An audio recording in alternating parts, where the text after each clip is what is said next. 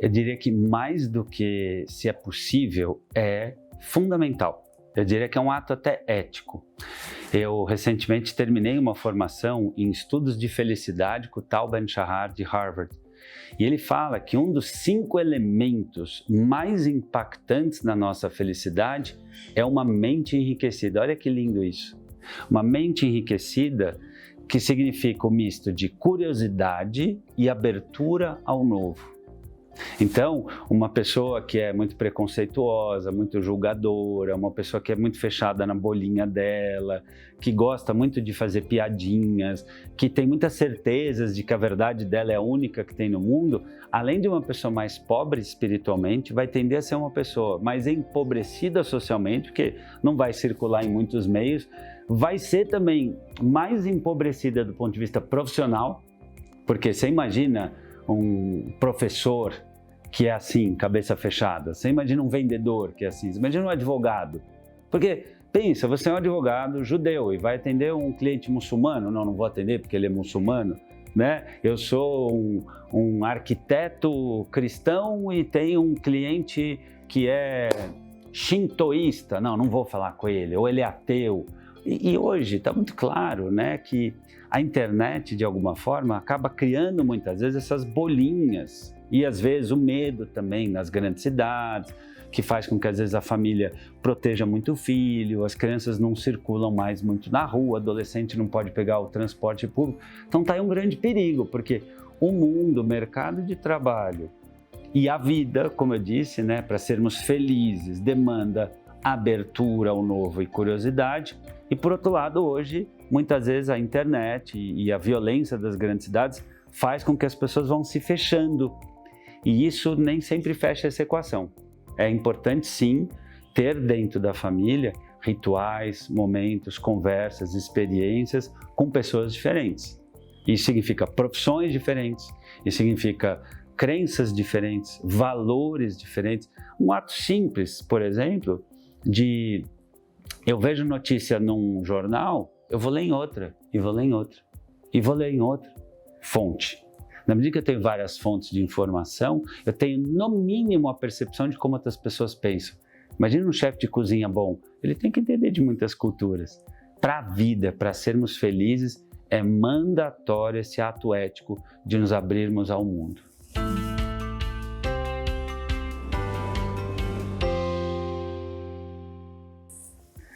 É interessante que alguns dos maiores líderes religiosos, das mais diferentes orientações, se você olhar a biografia, né, de grandes pessoas, de grandes líderes, eles sempre associam religiosidade e espiritualidade no sentido do latim religare. Eles sempre falam do diálogo interreligioso, da cooperação entre povos, que Deus é um, que são diferentes canais. Então, quem somos nós, né? Meros mortais, ainda mais do que essas grandes pessoas, as grandes cabeças iluminadas, para desperdiçarmos ou despedaçarmos a vida, separando-a de modo tão fragmentado. Eu posso ter a minha origem muito clara e apreciar a dos demais. Eu posso ter a minha crença, o meu credo, as minhas verdades, as minhas preferências, o meu partido político, mas eu não preciso, como muitos fazem hoje em dia, o outro é um ridículo, isso é um absurdo, esse cara não podia pensar assim. Quer dizer, quantas vezes na história a gente já não viu que uma pessoa que parecia incrível, anos depois a gente foi descobrir que não era tanto assim, né? Quantas vezes a gente não viu que determinada verdade, anos depois foi ultrapassada ou superada? Então, eu vejo que é tarefa do educador, é tarefa do pai, da mãe, do professor, da professora, de todos nós adultos, aprendermos ou talvez resgatarmos esta apreciação da diversidade humana. Porque se a gente tem bilhões de pessoas no planeta, tantos países, tantas línguas, tantos estilos de vida, não é possível que o nosso seja o único ou o melhor, a não ser para atender o meu eguinho. E ainda que o meu seja melhor para mim, querer impor ao outro é uma atitude que é um tanto descabida. Se a gente olhar, né, até o Papa tem feito um movimento, né? Maior autoridade cristã do mundo, tem feito um movimento de inclusão, de abertura, de diálogo. Então, eu me direciono por aí. Eu me direciono por saber quem eu sou, poder circular nos diferentes meios, apreciar o modo como cada um é, se veste e entender que o outro não precisa ser o oposto de mim, o outro pode ser o complemento de mim.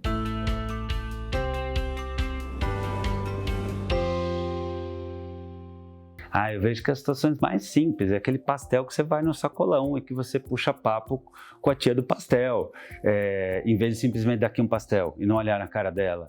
É aquela experiência de levar o filho num jogo de futebol e cumprimentar as pessoas e saber dizer, nossa, os caras jogaram muito bem, em vez de, nossa, esses caras são os ridículos.